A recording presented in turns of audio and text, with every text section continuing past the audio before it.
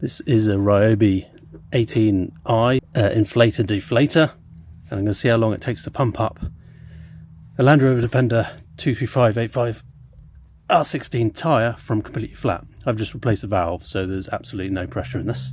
Let's give it a go.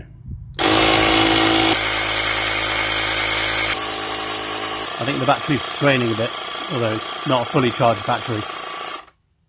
Yeah, there we go. So far that's got to 27 psi from absolutely zero in just under 10 minutes. We're talking about 9 minutes 45, something like that.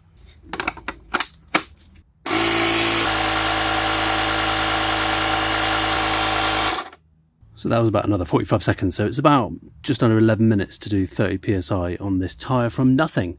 What's interesting though is you set the pressure and it doesn't stop at the pressure. See there, I've said it's 30, it's gone to 30.5.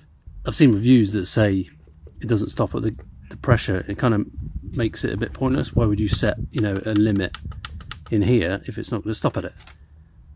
I don't see anything in the instruction manuals about it, but it kind of makes this a bit pointless. Anyway, so I wouldn't just leave it, I would monitor it, but by and large I'm very impressed with that. Plus it's got the other flexibility of, you know, airbeds, paddling pools, whatever you want. So this was just under 70 quid on Amazon. It's cheaper on Amazon than it is on the Ryobi store, so yeah, I'm very pleased with that. Yeah, the caveat here is that I did have the wheel jacked up, so there was no pressure, there was no weight on the wheel, which probably would impact on how quickly you can actually pump up a tyre.